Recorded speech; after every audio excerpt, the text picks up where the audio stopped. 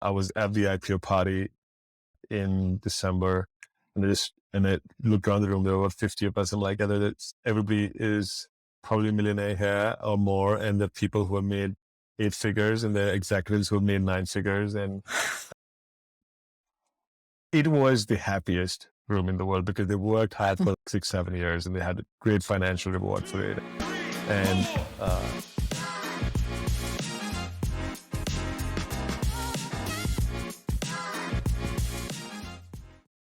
Hey y'all, today we talk with Rish Gupta about living the American dream as an entrepreneur. Yeah, Rish is one of my best friends. It was such a blast to have him on the pod. We learn about how he got into entrepreneurship, running his first company and selling it in India, his journey to Silicon Valley, working at Samsara, which IPO'd about 2 years ago, and now building Spotify, which is a hardware tech company. I also really enjoyed learning more about Burning Man. Check it out. go. But first of all, Rish, it's 5:30 in the morning, your time. Almost So it's almost 6 now. And I know you were up at like past midnight your time. So I've known this about you that you barely sleep, but I'm just so glad that you're here with us today. Oh, I'm Thank so happy. I'm really excited. I wouldn't get up at 5 a.m. to talk to people unless some very excited people. I was telling you and like with Marcin that I was so excited for our conversation. I was like barely sleeping, but also I wonder if it had to do with because yesterday Marcin and I went for the first time. We went to this cold plunge center. Yeah. Oh yeah. It's called like a recovery center, and then we also did after that. It's like a compression massage type of thing. Yeah. It's called a Normatec compression, and really woke my body up. And because I feel like I haven't had a chance to recover after runs and strength. Yeah. And this really did it for me. Yeah, I've done that before. Not a recovery center, but the sauna I think we go to has a big cold plunge. And so we go to the sauna and then to a cold plunge. And we alternate that from like 200 degrees down to whatever the cold plunge is at. Feels really cold. Whatever it's that. Barely be there for 10 seconds. And if you dip your head in, you feel like your brain is about to freeze. How are you with cold water?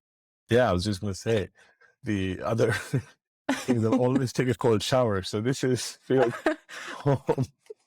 It feels good for you. Yeah. Yeah. Okay. It feels very normal. It feels like home because I've always taken a cold shower. That's funny because I also used to take cold showers as a kid because I grew up in Sierra Leone and we didn't have hot water. Yeah. And I know you probably did too in India. But then when I moved to the US, I got weak. I started taking these warm showers. But that said, Marcin, he is super brave. You can take him to the top of any mountain or you can make him run as fast as possible. But this man is such a baby with cold water. Adorable. The opposite for me, yeah. Funny like how your body gets used to it. So growing up, my heater in my house take, I think, 15 to 30 seconds for it to turn on the hot water. So you turn the hot water on. Yeah. And the geyser would take like 15 to 30 seconds. And I was an impatient kid. I couldn't wait for 15, 30 seconds. So I just would go into the shower. And in the winters, Delhi is reasonably cold. Like it's in the late 30s and early 40s for a couple of months. Okay. Yeah, then you get used to taking cold showers and then you stick to it. So I have the opposite problem. If you're like, it's too I'm hot. with a partner and I'm trying to take a shower, and most people like warm showers. Warm showers makes me feel like I'm going to burn. So I put my hand in 1 second. I'm like, oh my God, how do people do this? Like, why do people do this to themselves? Your skin is going to burn. Oh, yeah. Oh, that's funny. And I know that you were just recently at Burning Man and I heard some interesting stories. So how was it? Oh, it's really fun.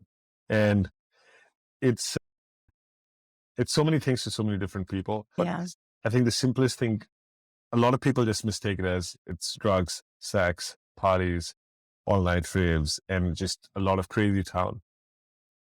And while there's a small part of it which indulges in those kind of behaviors, but the way to think about it, it's basically a city of 80,000 people made by the people coming to life for these 9 days.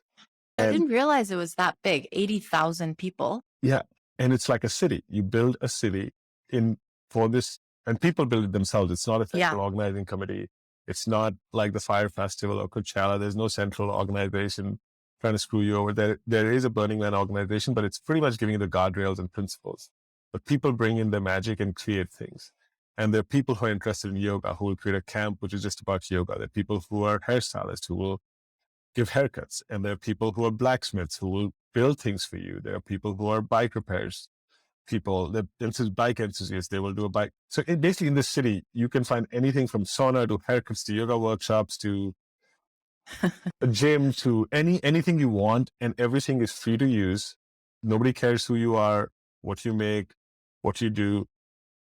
Everybody's being very kind, empathetic. It's a gifting economy. So everything that you build or create or want to offer is free for everyone who is a member of the city. So you just go around partaking in whatever your heart desires. There are people doing throwing multi-course dinners. There are people throwing massages. There are people throwing workshops on everything from biohacking to economic workshops to simple things. Any interest that you can think of, almost any interest you can think of, like how do I do nomading? How do I work 20-hour weeks? Or how do I maximize my body for running? Anything you can think about. There's a marathon that happens there. There's a whole bunch of things. Yeah. And it's pretty cool to just go in. Did you say there's a marathon as well? Yeah. A marathon? Yeah. How hot is it in Burning Man? This year was one of the hottest years I've been in. And this was in the day would get into hundreds. Normally it gets into the 90s and in the day and then really cold in the night. So people would start this marathon normally at 5 a.m. and try to finish it. People run a half, some people try to run a full. I've never dared to do this. Just because the amount of the dust, I just feel like my lungs are going to get choked. But there are people who do it. And, so yeah, and anything you can imagine. Yeah. How do you find out about the activities? There is let's say I want to do yoga. I want to just spectate the marathon because I also don't think I could run 100-degree marathon in the dust. And I want to go to biohacking. There are two ways. One, there is the people organize themselves into camps. And when you build a camp, you have a private space and you build some kind of a public space, which is where you offer these workshops and stuff. So for example, our friends Olivia and Ken, they did a workshop on improv.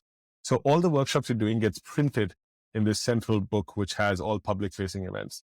But also not everybody wants to write their events in public facing events, etc. So you can always just bike around and you know that anything you're seeing, you can participate in. Like unlike a normal city where if you're biking around, you're like, oh, I don't know if I want to go into that studio, the yoga studio, because I don't know what it's going to cost. I don't know if the class is on, if they have space. It's a very welcoming thing. You can just walk in. If you see a bar, it's available. Whatever they're serving, you can have it. If you see anything, it's basically up for grabs. If you see a structure, you can climb it. It's like a kid. It's like an adult playground. Like anything that you see, you can play with, engage with, talk to. That sounds so fun. Yeah. And I know 80,000 people is the size of Mountain View. So you guys are building a Mountain View from scratch. What about like space, right? So let's say I'm biking around. Is there ever a moment when there's too many people, and how's that handled? Yeah. So the whole Burning Man, the city is built in the shape of an arc. And you start the arc at 2:00 and go all the way to 10:00. So imagine there are dials in a watch. So you start with 2, 3, 4, 5, 6, 7, 8, 9, 10. These are the big arcs going out in a dial. And then the rows are A, B, C, D, E, all the way to K. So it becomes a grid-like structure shaped in an arc. And so your addresses becomes, hey, I'm at 9 in K, or I'm at 2 in E, or I'm at 5 in A, or 5:15 in A. And so all the quarter hours as well have small roads. So the big hours are bigger roads, the quarter hours are small roads. And so you bike around there, and then you're not allowed to have really cars plying through this. And if people are transporting things or their art cars going, they can only take the bigger roads, and they have to drive only under 5 or 10 miles per hour while they're driving through the city, which makes biking around. And because there's so many dials, the structure is such that you don't ever end up in a traffic jam. And then the whole desert in front of you is available as a play space. So all the art, a lot of art cars, a lot of the music happens more on the fringes and into the desert. So I see. yeah. Really, this sounds beautiful. How Yeah. long does it last? Depends on who you ask, but the real Burning Man, the actual experience, because people go for build shifts. I met somebody last week out of the sauna earlier this week who was there for 32 days because he was building an art piece. So he was there 2.5 weeks before the actual Burning Man starts. But Saturday midnight, the gates officially open before the Labor Day weekend. So 1 week before the Labor Day weekend on Saturday midnight, the gates will officially open for people to come in, and it will stay on till the next Sunday evening is when the temple burns. So they have a man and they have a temple at the center of this whole. Okay. So there's always a man that they burn. There's always a man that which is why it's called Burning Man. Yes. Or no? Started with, so there's a man that they burn on Saturday, and the man that they burn on the temple they burn on Sunday on the Labor Day weekend. And that marks the official end of Burning Man. So from that it's about a week. About 8 days or 9 days, if the way you count it depends. But yeah. And, people will stay for the build shift much before, and strike shift, which is basically taking the city down. So people build this city, and then the idea is to leave no trace behind, which is everything you brought in, you have to take out with you. Every camp structure that you built, if you build a sauna, break it down, take it back with you. If you built anything, So you can't even take it in its full form. You can't even take the sauna back to your backyard. You probably need to break things down to transferable pieces. You can't even bring a truck to drive your sauna away. You can. People bring trailers. So trailers will get parked on the fringes, and there's times you can bring it to your camp using the bigger roads. Yeah. And then the concept of burning down, for instance, the art pieces and not keeping them. What's behind that? So not all the art pieces have to be burnt down. I might be butchering some part of history here, but it started on Baker Beach in San Francisco in the 80s by a bunch of small people. And the founder was Larry something. So Larry and his friends started Burning Man at Baker Beach. And at the end they did it over a weekend at some point in the 80s with a bunch of very small group of friends. And as a way of celebrating that amazing weekend with his friends on the beach, just having a great time and doing cool stuff, they made a small effigy of a man and they burnt it. And they had such a great time, I think they wanted to make it a ritual. And the ritual kept getting bigger. And they used that effigy to every year mark the end. And I think somewhere in the 90s, the festival was getting bigger enough, and Baker Beach didn't have the space to accommodate everyone. You couldn't really stay multi-day. People had to go back, come in. The city of San Francisco was more of a distraction than a playground at this point. So finding a place where people really cannot escape this experience, I think finally moved to Black Rock Desert, and it's been there since. And so not all the art pieces get burned, but the man definitely does. The temple, which is the center of all of the city, not in the center, but where the dials meet in the desert. It's built normally over there. It's a place where people will normally write notes for their loved ones who are no longer there with us.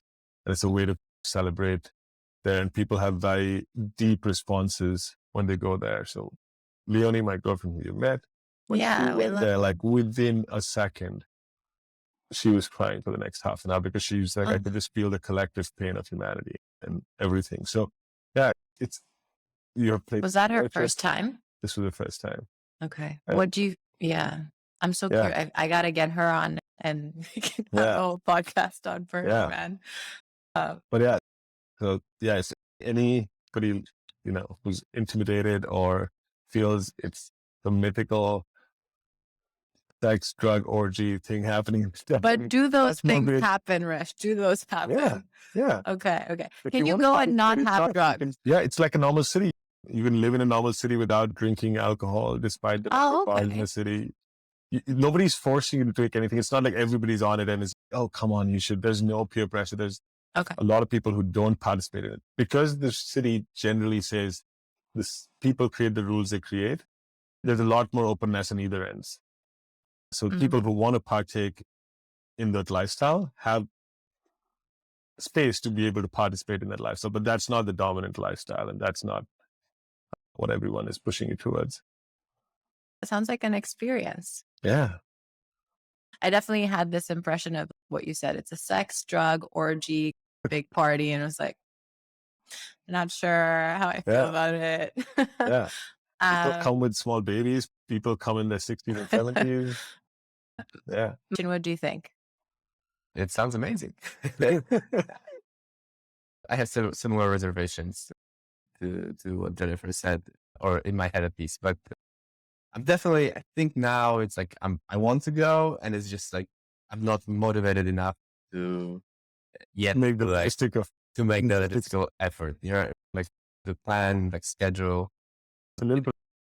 It's also surprisingly not too easy to get it right. You need to have a camp, like a band of people that you go with, and you got to prepare. And there is a little bit of friction on this front, which probably makes the experience much better because every Jack and Jill can buy tickets to Coachella and go. And then here you got to put some effort into it. Yeah. I think having some of those things, the way you get tickets and where you join camp, a little shrouded and not obviously available to everyone. And being out in the desert means, and once you're out there, you have to make sure you have your own water. You're thinking about how you're going to have a shower, not have a shower for 9 days and whatever else. So it's a little bit of a logistical effort. And since there's no central organization, you can't blame it. Okay, you were told to come prepared to last yourself in 9 days. And if you didn't bring something, you didn't bring something. It's not like, oh, my festival organizers didn't do X. It's a little bit of a logistical, I think, hurdle. But because of that, it makes sure that people coming there are coming with very positive intent and the intent to create something and not just to take. Yeah. And you've thought it through. Yeah. Awesome. Okay. Lots of Burning Man knowledge now in my brain. And like we said, more positive toward it. So maybe sometime soon. Yeah. I'd love, Rish, to transition us back to you because I think you have such a beautiful background. First of all, I want to dig into your interest in entrepreneurship, your drive, how that was shaped. One of the things that I find so sweet about you is that your mom is your hero. And I'd love to know more about why that is. Yeah. Growing up, both my parents were working and they met in college and they fell in love during their undergrad. And my mom just kept breaking societal norms from the way my mom and dad come from different religions. And my mom's side was very particular that she marries within her religious sect. Think of it as, and my mom's parents were pretty strict about it. And she was like, okay, I'm just going to live in with this dude until you give me a blessing. And then they're like, once you start living with them, they're like, okay, she's already doing it. So might as well give it a bless. And this happened in her first job. She wanted to work in oil and gas and she wanted to work in a refinery, which means on the floor. And this was 80s. And some of the men, I don't think there were many women, maybe, yes, there were barely any women on the refinery floor of a petrochemical factory or whatever refining facility. And they were like, oh, women can't be there because safety hazards, because you wear a sari. And she's like, who said I have to wear a sari? You can. I can wear what I want. Yeah. And then she literally convinced them that to get that job, and she did. And then over the next decade, she did really well. And she at some point got the award for the best women executive in the entire industry. And throughout her career, she just kept, they were crushing it. Or she didn't care about the rules and she made her own rules. And as a kid, that was really inspiring to see. And yeah. Sounds like you. The apple has to fall from somewhere close to the tree. I haven't met her yet, but I'd love to meet her soon. Okay. So then I know that you grew up with this, and then how did your drive, sounds like your drive maybe a little bit from her and your dad, but how did your drive and entrepreneurship, love for entrepreneurship get formed? Yeah, when I was a little kid, the thing that I enjoyed the most was solving math problems. And partly because I was good at it, and partly because, I don't know, it just seemed exciting to me. And I think it was also around this age, my mom was preparing for her MBA in Europe, and I think she was preparing for the GMAT or something. And so she would be sitting solving these problems. It became an interesting thing as a kid to just do the same thing, obviously a little less complexity. And I think I would get excited every time I would solve one of her problems, which are probably the simplest part of her problems. But the thing that excited me was, you have Pythagoras theorem or Archimedes principle or blah, blah in mathematics. And when I read this, I'm like, wow, these guys are so cool. They were born hundreds of years ago, thousands of years ago, and they have a theorem or a principle about that they created that made this discipline move forward, or basically that we still learn. I was just like, wow. So basically just reading these, I was like, wow, they're doing something so far ago, and I still read their name in books. I said, I want to be that guy. I want to be the guy whose name, I want to have my name 500 years from now in the book where some kid is learning a mathematical theorem based on my name. Yeah. So I'm like, okay, I'm going to create a theorem. So that became a life obsession for 2 years as a kid. So I would basically multiply large numbers, subtract large numbers, try to basically do crazy like number stuff too. And every time I would find a pattern, okay, if you did all the nines or the ones, you'll get to 1, 2, 3, 4, 5, 6, 7, 8, 9. Like that's how the multiplication will come. It'll be ascending order and then descending order. I'm like, oh, this is a great pattern. There's a mathematical like rhythm to this. And I'll go to my mom excitedly. I'm like, oh, Mom, I think I found something. And she's like, oh, everybody knows about this. And she's very mad with facts. She's like, burst your bubble. This kept happening for 2 years. But I think in that moment, while I realized that I'm probably not going to have a mathematical theorem, the idea of being attracted to these personalities became obsessive. And then that by the time I was 10 years old and I started consuming more media and outward looking things, I think that changed to looking at individuals that were being celebrated in the world. And a lot of them were these amazing entrepreneurs, whether it's Richard Branson or Bill Gates and people like those, and even historical figures, Howard Hughes from the early 1900s in American history, and some Indian entrepreneurs. And it basically, and then I started reading a lot of biographies. My parents had a big book collection, luckily, and seeing this, they gave me some really good books about people, about very individualistic, more capitalist, oriented philosophies like Ayn Rand, Ludwig, and a couple of others, including Nietzsche, which all kind of created this drive towards wanting to do something which is like basically be able to create something and offer to the world, but also do something new of your own. Yeah. Again, I so resonate, just wanting to create something new, build something new, and add something of value. And then how did you get into it? Because in your early 20s, I know you built a startup that you then sold. Yeah. And you were in India. So I think the first step started to happen when I was 15 or 16 was I think the time, luckily our school offered a computer science, high school offered a computer science major, or agreed to just switch some of the science subjects to learn computer science. So me and this other guy, we wrote a program on how to book. This was a time when multiplexes, so all movie halls in India used to be single screen movie halls, and multiple screen movie halls were starting to become a thing. So we saw, they need a better way to book tickets to know which person. So we basically wrote a small program on how to book tickets. How you can book, if you're multiple screens in a theater, how can you easily book tickets and know which shows are booked, which are not, and how can you allocate that weeks in advance? And it took us about a year to write this program, and we were really excited. And we thought we've done an amazing job, and somebody will buy this off us. So we wrote with the idea that we're going to write it in such a good way that it can be bought only once and we didn't present it to any adult. And by the time we showed it to any adult and this was also a computer science project for the year, which we got really good grades on, but they just told us these companies already have programs, and our program is written in a language which is unscalable, and our program is very basic for them. So that was the first kind of desire, which didn't go anywhere. Then I went to college, and in college I got really lucky. I had two friends who shared similar interests. One of them became my co-founder in a company that I founded post-college, but him and I tried to start the first company, which almost everybody in college does, which is the simplest idea, saying, oh, most of the college kids don't know what's happening around the college scene. So if I built a newsletter which told people about what's the latest happening around the campus, and then I put ads in it, and I convinced lots of businesses to put ads in it. What a brilliant idea. Nobody ever thought of it. So we tried doing that. I think we got one newsletter out and barely made any money.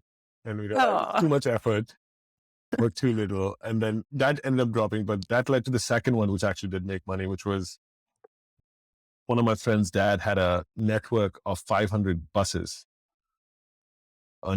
which basically worked in rural parts of India, and successful business. And we were basically sitting, and they all applied in the smaller parts of India. And we were like, in the cities, advertisements are getting bigger and bigger. So they're like, oh, I think we're watching a movie or something, and this bus goes by in New York, and it has a big billboard on it. And we're like, wait, buses have ads on it. You have 500 buses. We should sell ads. And these are going to rural parts of India. We can go to Unilevers of the world.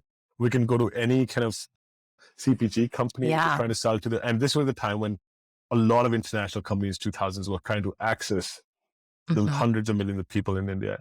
India was starting to become a place where a lot of these companies want to come into business, and they're trying to find ways of advertising to the last mile outside the big cities and just outside television.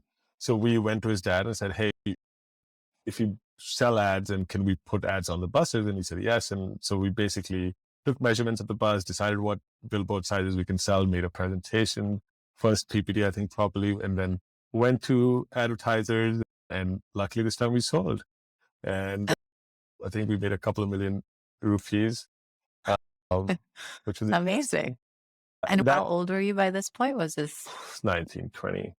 You know what I love so far about what you're telling me is all the trial and error. You tried one thing, you learned a ton. It turns out the computer science project, people already did that. They already had this. And then you tried the newsletter. It didn't, other people had already thought about it. And now you're trying this. It's the fail forward and keep going, which I think is really cool, as opposed to just feeling like, oh no, I failed at this. I must not be very good.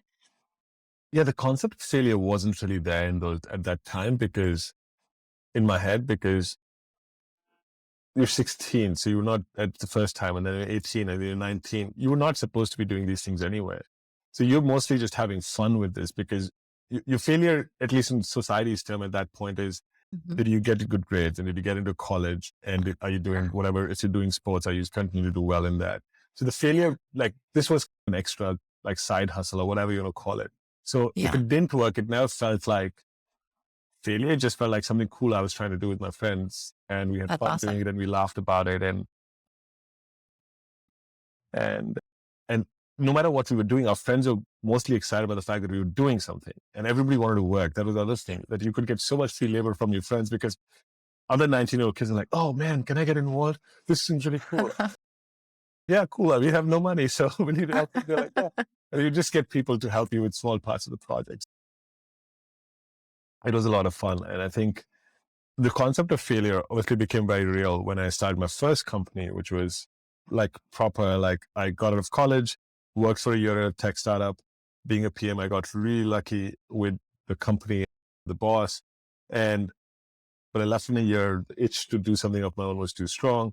But this time, all my peers are earning money. And I'm like, okay, I'm going to go to earning no money, and everybody's progressing in their career. And now if I fail, it's a failure. So the first time, I think I looked at it, I think it's in our minds, it's very much the construct comes from society and peers. And we put ourselves against them. So at 19, there was no concept of failure because I was still doing my undergrad degree and I was fine with that. And I was still getting decent grades and stuff like that. So, and I was playing in the college soccer team. So success and failure was very different as a concept. And I think I remember taking my mom out for dinner and saying, hey, I'm going to quit my job. I'm going to do my own thing for the next 2 years. And I'm going to give myself 2 years because I'm in such a fortunate position. Like my parents were well off. I didn't have a financial pressure. I felt a lot of people who were running businesses. And this is the being fool and ignorant of the young kid. I was like, I'm smarter than them. I'm better than them. If they can do it, why can't I?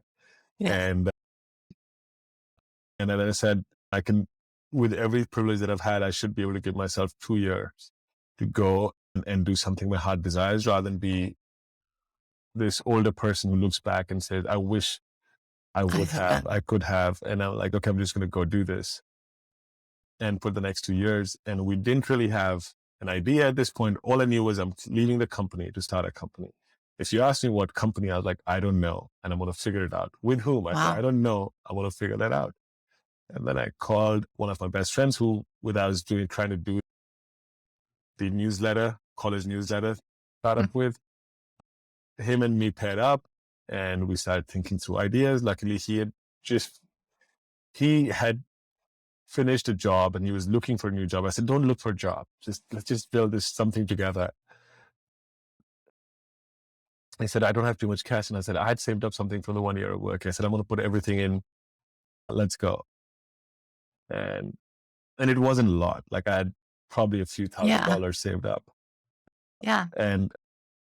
But that was a startup capital. And that also we looked at a few different ideas this was a time when Chinese trade was this was in late 2000s. Trade between China and the world, manufacturing wise, number of goods being supplied was just on the rise at a phenomenal rate. So a lot of Indian traders were trading and building goods in China. I'm like, oh, these guys must need Chinese lessons. So let's go to trading centers in India and build a Chinese etiquette school or a Chinese education school where all these traders who are making a shit ton of money will come and learn from because that improves their trade in China. To what we finally ended up doing, which was Let's Intern, which is one of the things we enjoyed during college was doing all these odd gigs outside of our normal. And India didn't have a culture of internships. And so we were like, everybody was always interested in asking us, saying, how are you getting these things? We want to participate in this thing. Everybody. I'm like, this is what demand looks like. India is basically a young country. More people are younger than older.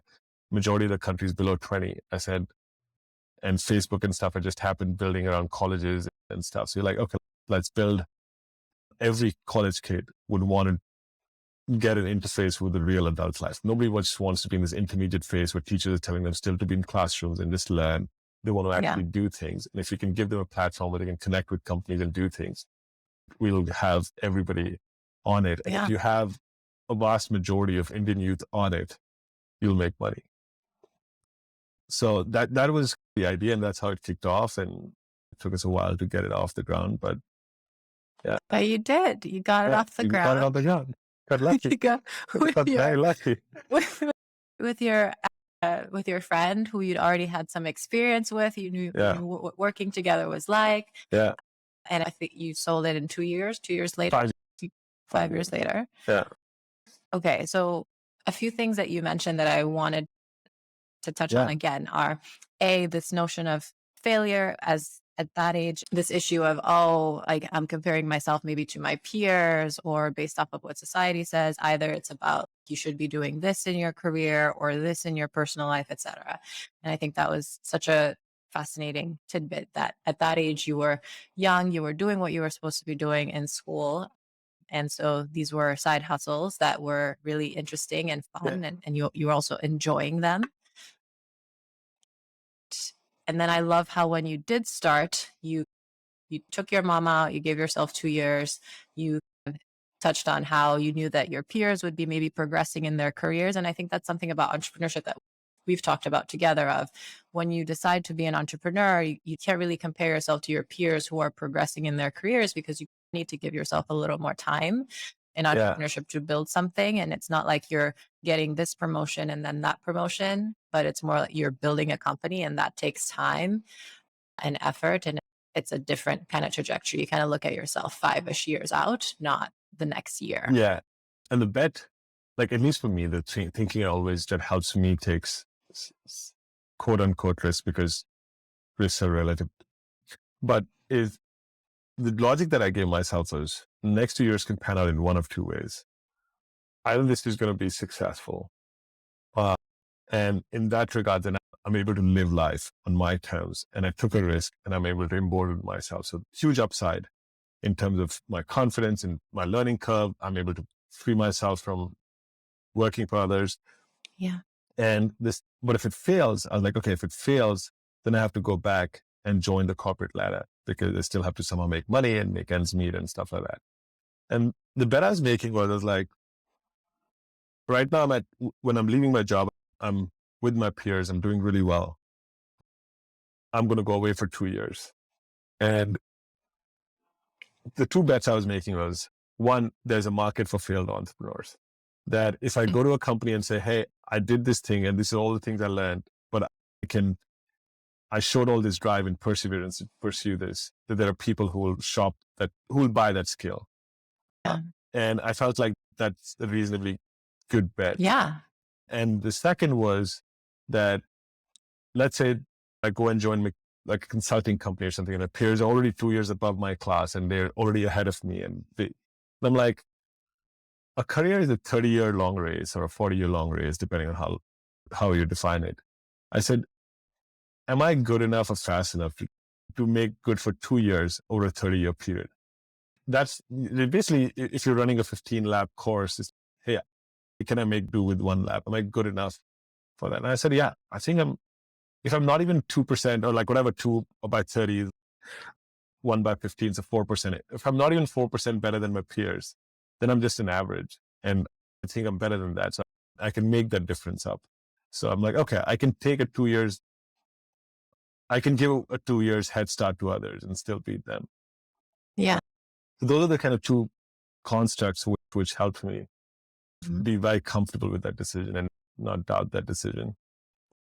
Yeah. There's also something to the breadth of experience that you get with starting your own company, because it involves so many skill sets. You're problem solving, you're thinking on your feet, you're convincing customers as a salesperson, you're building a product as a product person, you're doing admin and operations. And it's like you wear all these hats that gives you so much more.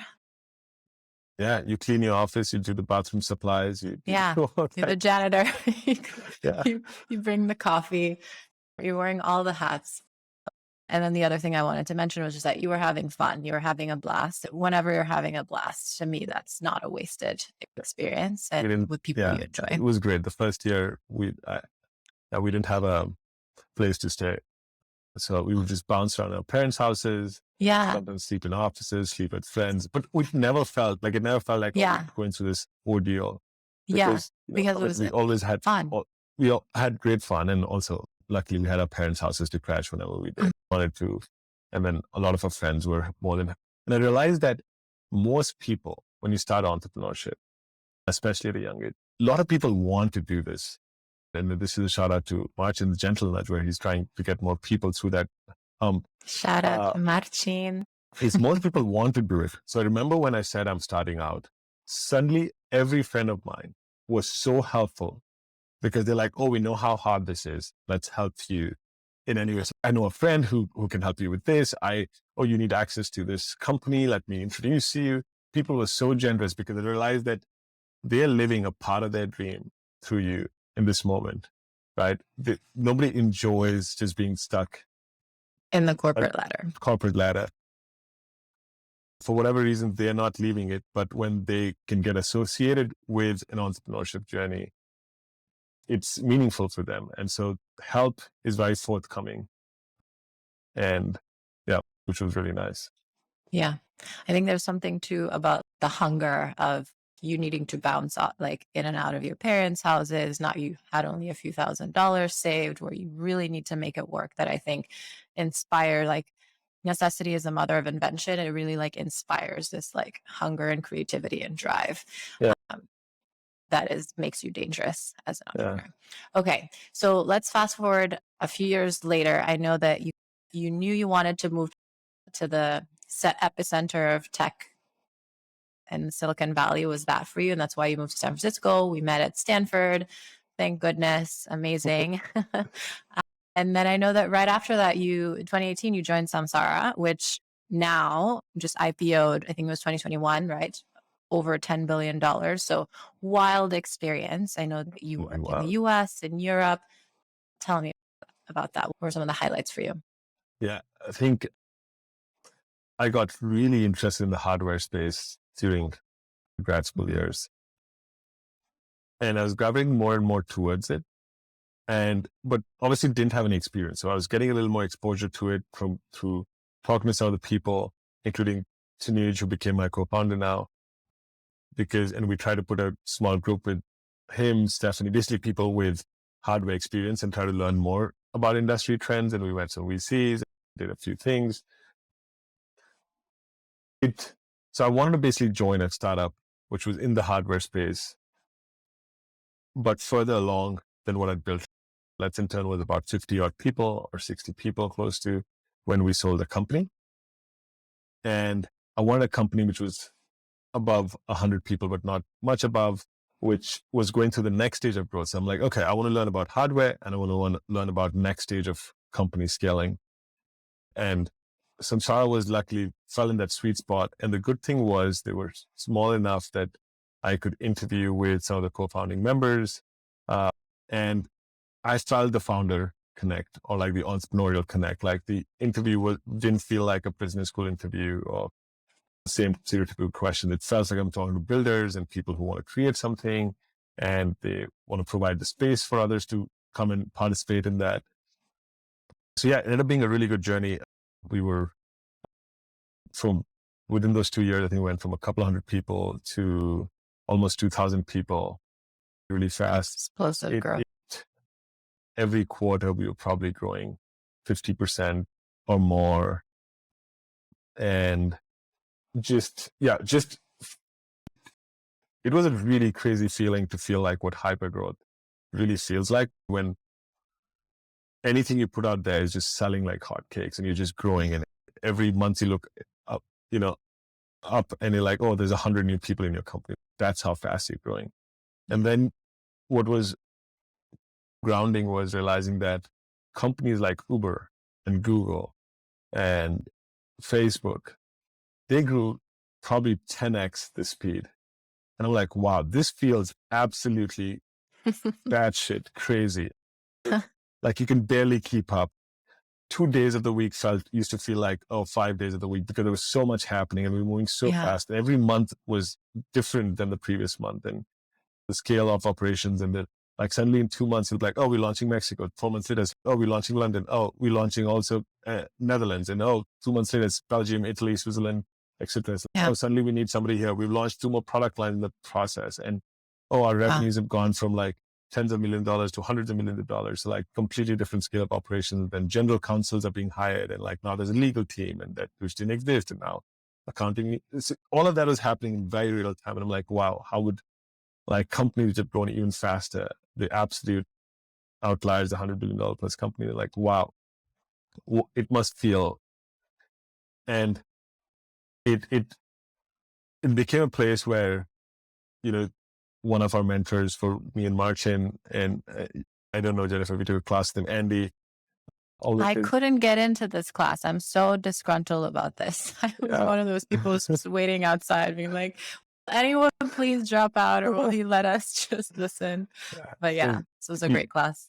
The more wealth in Silicon Valley is created through joining successful startups than creating one. And then also the fact that you learn a lot about running a good startup by joining a successful one than a failing one.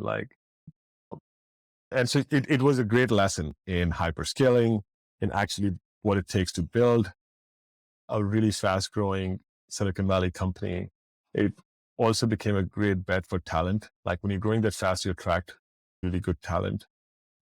So I think talking to another friend of ours, Arthur, when I was still there, he was like, what is the one thing that you're learning? And I said, there's so many things I can learning, but the one thing that strikes out is, and it's true, is business and life is about people. And when you're growing that fast, that means you're hiring really fast. So we're probably doing 5 to 10 interviews a week individually. And you multiply that by 50 weeks, you're screening 500 really smart individuals from some of the best colleges with the best experiences. And then you hire 10% of them or lower. And so you get really good at screening for talent. And I think that's, even to me, that's one of the best things you can get out of hyperscaling, is be able to screen really good talent and identify it in half an hour, 45-minute interviews better. And it's not like you're infallible, but you get better than what you were before. And that number of reps just gets you in the game. Yeah. Would you say, because I guess my thoughts on that would be it's a combination of skill set, but also culture fit for you. Was there anything that leaned harder on identifying really good talent over the pattern recognition that Samsara developed? Yeah, culture fit is a component of that. But broadly, what I realized is, and you also get a chance to see that when you bring in those talent, obviously you don't know on the false negatives, you don't know the great people that you said no to, how they would have done. But the people that you did choose, you get to see that, oh, I thought X, Y, Z to be true for this person. And actually when they're in the fire pit, when they're actually in the action zone, how they're performing. And then you get to correlate some of your assumptions to performance and refresh some of your thinking and improve it. The thing that becomes very obvious is, for a fast-growing technology company, we're trying to find people to build and innovate. What I learned is 2 skills become incredibly important. One is, are they what I call high-capacity thinkers? What I mean by high-capacity thinkers is, in a fast-growing environment, you would need to change context every few hours, because a lot of things are happening, a lot of new things are happening, things are changing at a rapid rate. So high capacity individuals are able to take lots of new information and work with it really fast. And it comes across when people, in the speed at which they speak, and if you throw them 5 different topics in an interview, one after the other, which are unrelated, how quickly is their brain able to switch and talk about it in a meaningful way, versus having a very linear line of questioning, which is building off one another. And the second is, these are individuals who have demonstrated autonomy in their life. In like they can talk about projects, they can talk about life situations, whether it's personal life situations, how they taught themselves something at their home, how they have had a difficult childhood or family where they had to do certain, but they're able to demonstrate how they're able to take problems and solve, because you don't have playbooks written down. You don't have documentation. You want people who can come and be like, oh, here's a problem. I have autonomy. I can go solve it now. And these 2 became finally the drive, right? You cannot replace people who really have the hunger to want to prove themselves. More than any skill set of, oh, they've already worked at Google, or that didn't matter. Like, most of unfortunately, the Google employees we interviewed would fail one of these parameters. So they're great for Google, not good for startups. And yeah. Similar to you, I started to get a bit of a, you're growing so quickly. I was going to ask you, but you answered with hiring being the critical thing of what do you think what made Samsara that effective, and what makes a hyper-growth company effective with having to pivot and handle so many different operational challenges? Yeah. The other thing I'll highlight, apart from hiring, which was really good lesson, and Marcin and I have spoken a bunch about it, is the Silicon Valley's hidden secret. Silicon Valley projects itself as a technology epicenter. And that's what I read for coming here. And that's everything that's written about these technology nerd geniuses who come up with a program, and next thing, the program is used by thousands of people, venture capitalists are pouring hundreds of millions of dollars, and this 20-something kid is a billionaire. By the time he's 30, he's the smartest kid you could have ever met. And those are the stories you're told again and again about technological geniuses and the need to program and the need to code and all of that. But you realize that finally scaling is built on sales. And Silicon Valley's, I think, hidden secret is how good it is at scaling sales. To, yes, using some technology tools, but it's not shy. So if you look at some of the big companies, LinkedIn or whoever, they're massive sales forces, including Google, including Facebook. And these sales, like Sheryl Sandberg, who came from a sales background, as the number 2 or was the number 2 at Meta. And so we built such a solid sales team, and seeing that sales team being built and how fast we scaled that sales team. And most of our competitors were either billion-dollar public listed companies, which were slow moving, or private equity backed companies. And when you deploy a Silicon Valley sales tactic against that kind of a distribution engine on the competitive side, they have no chance. Like, they're playing a different game and you're searching them. Like, it was funny. It's like, dude, like, felt like we have such an unfair advantage. It's like you go into a race and everybody else can just hop on one leg, and you have 2 legs and a propulsion engine behind you to go. And you're like, how is this even fair? But I'm going to take, I'll take this. You're walking on foot, you're on your jet, propulsion jet. So I think that was the other thing, that learning the sales engine in terms of how to build a great sales team, also the cash dynamics of what that sales engine does to your business model. So really understand. Yeah. So that was the second thing. I think understanding people and then how fast you can actually grow sales was the second. I gotta ask you, Rish, since this company IPO'd, how much money did you make? Oh man, not enough. That's a great answer.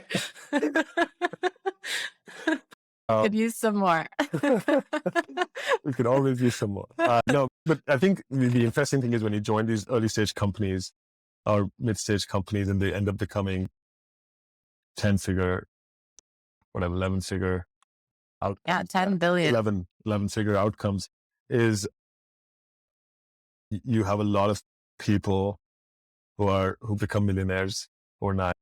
I was at the IPO party in December, and I looked around the room. There were 50 of us. I'm like, everybody is probably a millionaire here or more, and the people who have made 8 figures, and the executives who have made 9 figures, and it was the happiest room in the world because they worked hard for 6-7 years and they had a great financial reward for it. And it's definitely financially lucrative to be part of such companies, but obviously in that kind of looking back when a company does well and goes through those liquidity events. Yeah. So was it life-changing for you or? No, not life-changing. Okay. But But hey, that's why you're building Spot now. Yeah. And so now you're building Spot AI. I'd love for you to tell us a little bit about it. But what I love about this is, Rish, in India, you wanted to come to Silicon Valley to build.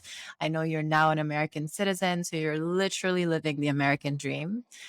Yeah. So at Spot, we're basically building the video intelligence layer for all the cameras that you see in businesses. If you go to a gas station, if you go to a factory floor, if you go to a grocery store, security cameras all around you in businesses deployed. These security cameras in the past have just been used for one odd incidents and purposes of keeping the bad person out of this. But with today, where the video technology is, where the state of computing with GPUs, etc., is, you can do so much more with what you're seeing in the frame. You can, from whether it's simple people counting to just even giving visibility to the right aisles, to the right people so that they can pull up on the phone and see what if you're a small business owner with 10 gas stations and you want to know what your gas station in Indiana is doing while you're in Nebraska, you can pull up your phone and see what's happening, which was not possible 5 or 6 years ago. These cameras were siloed in. They were recorded in a VCR-like device on site. And if you've seen Ocean's 11, like there's a big security room. So everybody had whether a jazzy security room or a small back-end room with dark, dingy, like this PC kept, and only that PC could access the camera. So we're building the layer which basically unlocks the power of sight and power of these cameras for businesses to get visibility into their businesses, to actually get business data insights. And yeah, part of this, the reason why I felt, all my co-founders built conviction around this business in different ways. For me, was one of the product lines at Samsara, which kind of gave me the conviction that, okay, video for businesses is going to be massive and it's a good time to get involved in that space. Yeah. Yeah. Awesome. And your customers, I know, are across the country. Yeah. So I know you've got SpaceX to customers in the middle of America. What's been the biggest difference you've seen between the two? I think it's been really, really cool to go to all parts of the country. We have customers in rural parts of Tennessee, to Oklahoma, to Indiana, to towns with just 5,000 people, a small factory which creates this one specific metal part used in some fabrication unit, but it's tens of millions of dollars doing that, to small businesses which own everything from a grocery store to the local car wash to everything for that small town, and really good businesses. I think there's two things which strike out, which I think Silicon Valley can learn from. One is, because they're very community minded in their approach in building a business, because they're smaller, they're more geographically centered business. Like, for a lot of them, the market isn't the globe. The market isn't everyone. The market is a smaller set of industries in and around them, or a smaller set of people around them. So they have a sense of community, which I think really is refreshing and really cool to watch. Is that around the community with their customers? Community around their customers, their employees. If you look at most employees in these companies, they stick for 10 years. They're very proud of the people they get to work with. And they've done a really good job of building it with the customers, employees, even the way they contribute to the place around them, because most of them are from that city and they're not transient people who are just here to, oh, here's a cool company, work here for 2 years and move out. They build their life around that neighborhood, that community. So they contribute a lot back, whether it's sponsoring a small kids football team or other things, in a very meaningful way. So I think that's really refreshing to watch. And I think tech does not do enough of that. It's very inward centric to how they treat the people, and from free lunches to remote work and PTOs. And the outside community, less emphasized. And also only once you get to a certain size, do you start talking about community of your customers, but that's normally just to do big conferences so you can get more money out of it, but not in just a purely community-minded way. And the second thing is which is becoming the buzzword in VC now, which is operational efficiency. Everybody's talking about how to make tech businesses more efficient. And I think these businesses are forced because they don't have software as a leverage to be run as efficiently as possible. For example, like LinkedIn has 19,000 employees and about $10-11 billion in revenue. And I've always understood, if you go on LinkedIn, nothing has changed for like years. I don't know what the 19,000 employees and 5,000 engineers are doing. But then you look at a company like United Rentals, which is one of the biggest. If you've seen portable restrooms at any festival or even across the city, you'll see United Rentals. All across them, they're one of the biggest construction equipment and equipment rental company in the US. And they have revenues of about $9 billion, so very comparable, with 18,000 employees. So you see this drive for efficiency in these businesses, I think, which is really cool to see. Yeah, that's admirable. And they've done it without a lot of technology. Yeah, that's awesome. I was going to say on the tech piece that I feel like for startups, it's harder to create this notion of longevity with your employees, because I guess the goal of a startup is to exit and give back to the shareholders or the investors.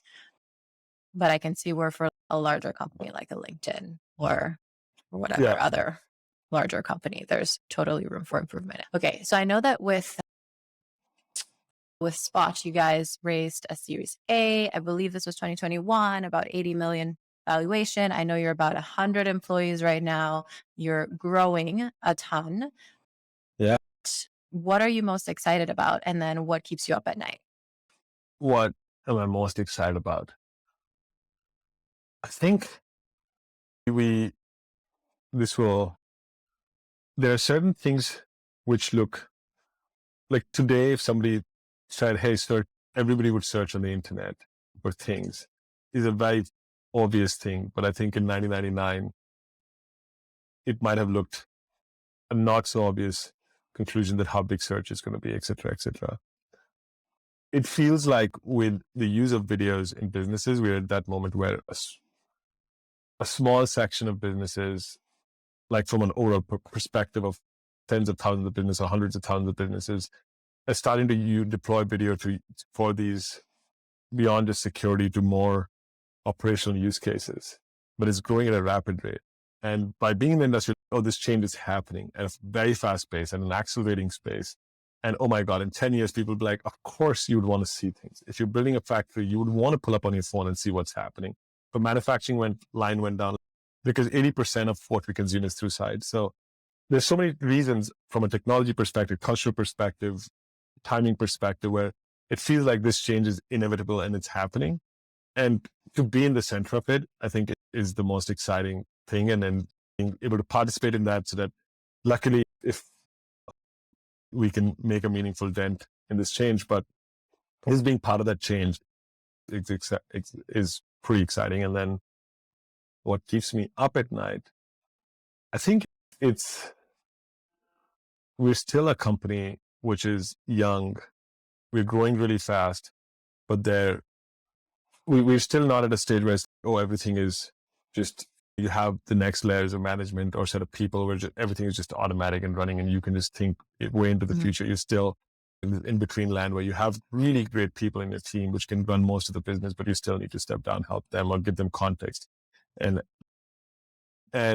with that, you're in the stage where the economic uncertainty with the Ukraine war, with the Chinese real estate market, with what's happening in the US economy, inflation, etc., puts the economic uncertainty of like how to plan for the next 6-9 months in a very difficult spot than rather than a more steady state where things are like, okay, we can predict what's happening, which means you have this small startup which is trying to grow and you're trying to enable your team, but you also have to navigate what's happening in the external environment pretty sharply.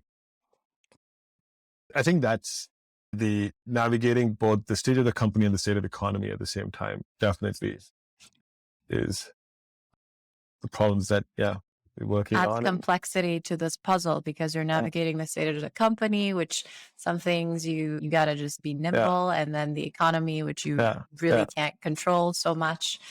So I really empathize with that. All right. Biggest piece of advice that entrepreneurs hear that's actually not true at all. Garbage advice. Biggest piece of garbage advice. I think one is if somebody tells them to go build an Excel business plan for themselves for 5 years or 3 years, I think it's just stupid. No business has ever stuck to it. It's a futile exercise. Even though some people might like the idea of planning. I think the fundamental principle that I think as an entrepreneur you should know is that, hey, what product am I building? Who am I going to sell to? And is this a big market? And will this market pay for it? And if you can answer these questions, you can define these questions in even just 2-3 lines each, like you should go. And that gives me the second advice, which is very often the objective is go talk to 10 customers and they'll tell you what they want and then build it. And it's another, I feel, bad advice because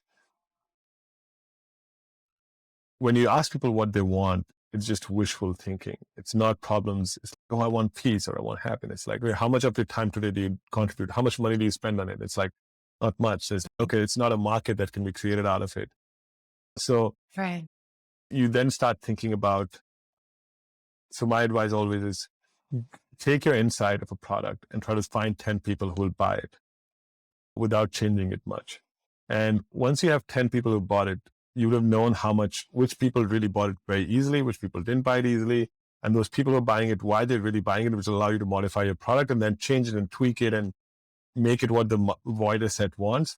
But I think you want customers or people to vote with their time or money for your product. And if they're not, what they're saying doesn't matter. And so go and try to sell and not just talk. Yeah. Yeah. I think also a lot of times people don't know what they want necessarily. And you can put that in front of them and it's maybe not practical or useful in the ways that they hoped it would be. So like an example. Totally. Yeah. Like an example I give you in our industry, that you go and talk customers like, hey, we're a video intelligence company. What do you want from a video intelligence? Oh, I wish AI could tell me exactly when this person walked in and told me when they opened whatever, XYZ. They'll build this AI fantasy land. And I'm like, what do you use the videos for? And they're like, oh yeah, in the last 6 months, I've used it for X, Y, and Z. And none of what they want and what they're using it for is completely on two different planes. And I'm like, do you have budgets for something like this? Oh no, we don't have budgets for this, but this would be cool. Great. So let's talk about what do you have budgets for and what are you actually doing today and how can we solve your problem? And because too many companies then build this, and therefore so many AI companies fail because they're like, oh, you built really cool AI. And you build this candy, super cool technology. But customers are like, yeah, this sounded cool, but I don't know how to use it today, so I'm not going to pay for it today. Yeah. Maybe a little bit like the newsletter idea, either because they had other options or whatnot. Okay, Rish, this was amazing. I had such a blast chatting with you. But before we wrap up, I want to get to know you even better. So I've got some rapid fire questions for you. Are you ready? All right, let's do it. Let's do it. Amazing. Okay. What are 3 crucial routines that you keep? 3 crucial routines that I keep. Okay. Running, cold showers, and I like listening to great music while writing. While writing? Yeah, I like writing. What type of music do you listen to that helps you write? It's mostly electronic deep house music. Yeah. I hear there's something though. So because it helps you focus. Yeah. And then cold showers every day? Yeah. Of course. I want to in the morning. Of course. All right. Advice that you'd love to give up. TikTok. TikTok. So good. TikTok. I'm so glad I'm not on it. I feel like I would be in the same boat. Right now, LinkedIn is my social media. I go there for 5 minutes and I don't know how it's like. You get the dopamine hit. I'm still on it. I'm like, how am I an adult? I gotta go build my company or go for a run or take a cold shower. All right. Blank is guaranteed to make you happy. Cold shower. Or running. Okay. Who's not happy after sex? It's very true. Bread or pasta? Bread or pasta? Pasta. I know you like food. Okay, pasta. I have to agree with you on that. Your proudest professional accomplishment, and I know you've done a lot. So Jennifer inviting me to on a podcast. Oh, it's lovely. This man knows how to be a good friend. No, it's cool. This is the first fun one. The only podcast I've done is talking about my company or manufacturing podcast, so not as fun. It's been just as fun for me. Yeah. And then you're in your 30s, Rish. I know that we grow and change, but right now, what do you know for sure? Yeah. I think one thing gets certain by every year is choose the people you want to have adventures with. And whether it's business, work, life, climbing a mountain, whatever else, running a marathon. And just choose the right people to have adventures with. And then the rest, everything will probably be okay. Yeah, I so agree. Yeah. And then what matters most to you and why, Rish? You've never heard this question before. Never. None of us. Yeah. This was a call it essay question for those who are not from the Stanford MBA community. I think there's a version of this that I wrote in the essay as well, but I think young people have the most audacious view of the world and themselves and their ability to change it. And I think there's absolute beauty in it. And I think anything you can do to empower it, inspire it, participate in it is what matters most to me. And it's about living your life in a way that you can inspire 16-year-olds and your own 16-year-old self. And everything that you're able to get from the world, how do you give it back to that generation to be able to build, dream, fly? Yeah. So true. I love it. Love this. Thank you so much, Rish. Yeah. That was awesome. This is great. Thanks, Jennifer. Thanks, Yay. Marcin.